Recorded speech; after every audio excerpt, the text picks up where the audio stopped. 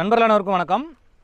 இன்றைக்கி நம்ம ஒரு பைப் கட்டர் பற்றி தான் பார்க்க போகிறோம். போன வாரம் நம்ம சேனலில் இதே மாதிரி ஒரு பிவிசி பைப்பை கட் பண்ணுற டூல் ஒன்று காமிச்சிருந்தேன். நிறைய நண்பர்கள் வந்து பார்த்தீங்கன்னா நம்ம மாடி தோட்டத்தில் யூஸ் பண்ணக்கூடிய ஏபிஎஸ் பைப்பை கட் பண்ணுறதுக்கு இந்த மாதிரி டூல்ஸ் எதாவது இருக்கா அப்படின்னு கேட்டிருந்தாங்க.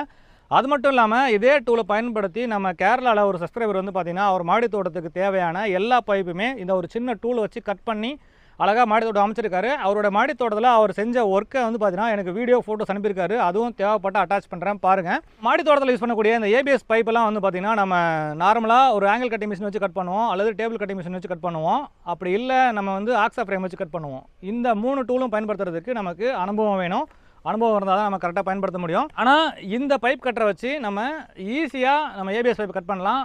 ஆனால் இதில் ஒரு சிக்கல் என்னென்னா வேகமாக கட் பண்ண முடியாது, கொஞ்சம் டைம் எடுக்கும். இப்போ நீங்கள் ஒரு பைப் கட் பண்ணுறதுக்கே ஒரு 10 சுற்ற வேண்டியிருக்கும். இது எப்படி ஒர்க் ஆகுது அப்படின்றதெல்லாம் உங்களுக்கு டெமோவாக செஞ்சு காமிக்கிறேன். அதுக்கு முன்னாடி இந்த டூல் எங்கே கிடைக்கும், இதோட விலை எவ்வளவு, இதை எப்படி பயன்படுத்துறது அப்படின்றத பற்றி ஒரு விரிவான விளக்கத்தை முதல்ல பார்த்துடலாம்.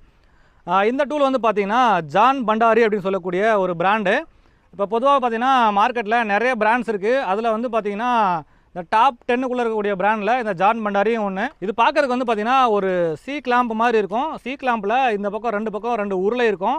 இந்த சைடில் வந்து பார்த்திங்கன்னா ஒரு சின்ன வீல் இருக்கும். அந்த வீல் வந்து கொஞ்சம் ஷார்ப்பாக இருக்கும்.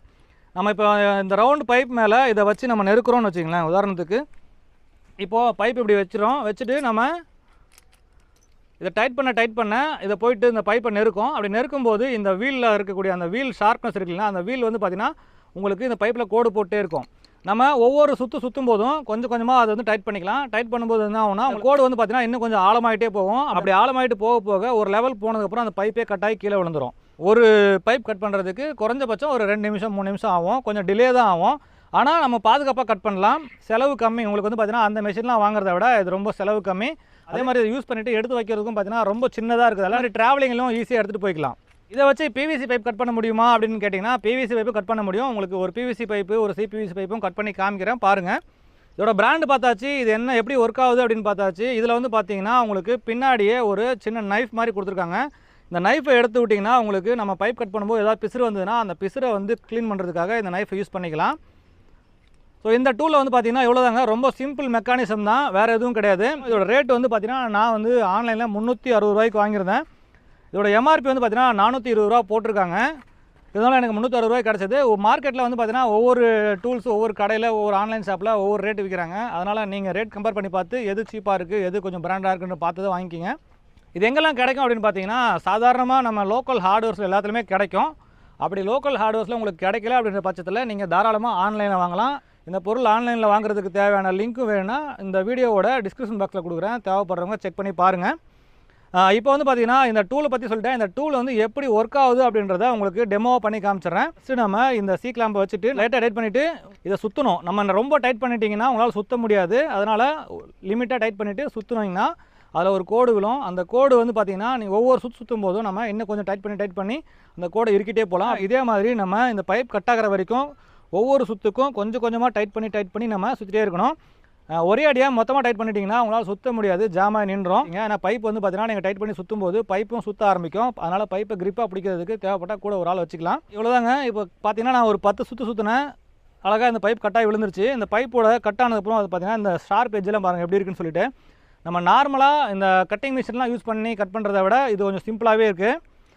இப்போ வந்து பார்த்தீங்கன்னா உங்களுக்கு ஏபிஎஸ் பைப்பு நான் கட் பண்ணி காமிச்சேன். அடுத்து உங்களுக்கு aluminium pipe, PVC pipe, UPVC pipe எல்லாத்தையுமே வந்து கட் பண்ணி காமிச்சிடுறேன்.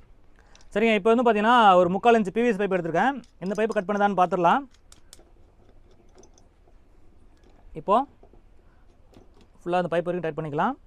டைட் பண்ணிவிட்டு இந்த பைப் ஒரு கையில் பிடிச்சிட்டு திருக ஆரம்பிக்கலாம்.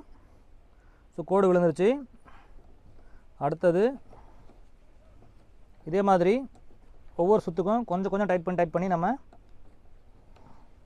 திருக வேண்டியது தான். இப்போ பாருங்கள் பிவிசி பைப் கட் பண்ணியிருக்கு, எந்த அளவுக்கு ஷார்ப்பாக கட் பண்ணியிருக்குன்னு பாருங்கள். அடுத்து பார்த்தீங்கன்னா இது வந்து யூபிவிசி பைப்பு எல்லோ கலரில் இருக்கு பாருங்கள். சரி, இந்த யூபிவிசி கட் பண்ணி தான் பார்ப்போம். இந்த அப்படியே தான் ஒரு சுற்றி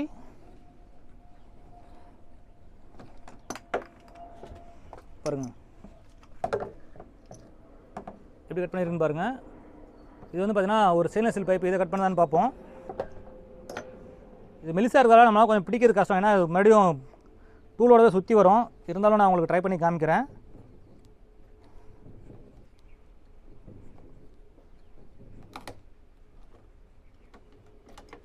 பாருங்கள், அழகாக கட் பண்ணிடுச்சு. இப்போ வந்து பார்த்தீங்கன்னா எஸ்எஸ் பைப்பு, அடுத்து பார்த்தீங்கன்னா பிவிசி, இது வந்து பார்த்தீங்கன்னா 1/2 இன்ச் பிவிசி, இது யூபிவிசி, இது வந்து பார்த்தீங்கன்னா நம்ம ஏபிஎஸ் பைப்பு. இது எல்லாத்தையுமே வந்து பார்த்தீங்கன்னா இந்த டூல் வச்சு தான் இப்போ உங்களுக்கு டெமோ பண்ணுறதுக்காக கட் பண்ணி காமிச்சேன். ஸோ எல்லாமே பார்த்தீங்கன்னா ஒரு 5 நிமிஷத்துலேருந்து 10 நிமிஷத்துக்குள்ளே முடிஞ்சது தான். இது வந்து பார்த்தீங்கன்னா இரும்பு pipe, aluminium pipe, GI pipe, SS pipe, PVC pipe, UPVC pipe எல்லாத்தையுமே கட் பண்ணலாம். ஆனால் இந்த டூல் வந்து சின்னதாக இருக்கிறதால 28 mm அளவுள்ள டயாமீட்டர் வரை தான் கட் பண்ண முடியும். அதுக்கு மேலே கட் பண்ணணுன்னா நீங்கள் இதே மாதிரி பெரிய டூல் தான் வாங்க வேண்டியிருக்கும். இப்போ இந்த டூலை வந்து நம்ம வேலையை முடிச்சு எடுத்து வைக்கும்போது ஃபுல் டைட் பண்ணிடக்கூடாது. ஃபுல் டைட் பண்ணால் என்ன ஆகும்னா, இந்த பேரிங் மாதிரி இருக்கு இல்லைங்களா, இந்த ரோலர் வந்து போய்ட்டு இந்த வீலில் டச் ஆகும். அப்படி வீல் டச் ஆகும்போது உங்களுக்கு அந்த வீல் வந்து அந்த எட்ஜு வந்து மழுங்கி போயிடும். அதனால் வந்து பார்த்திங்கன்னா நீங்கள் யூஸ் பண்ணி முடிச்சதுக்கப்புறம் ஃபுல் டைட் பண்ணாமல் கிட்ட கொண்டு போய்ட்டு ஜஸ்ட்டு ஒரு நூல் லூஸாக வச்சுறது நல்லது. இப்போ வந்து பார்த்தீங்கன்னா இந்த கட்டர் வந்து எவ்வளோ ரேட்டு, எங்கே கிடைக்கும், இது எப்படி வேலை செய்யுது அப்படின்றத தெளிவாக பார்த்தீங்க.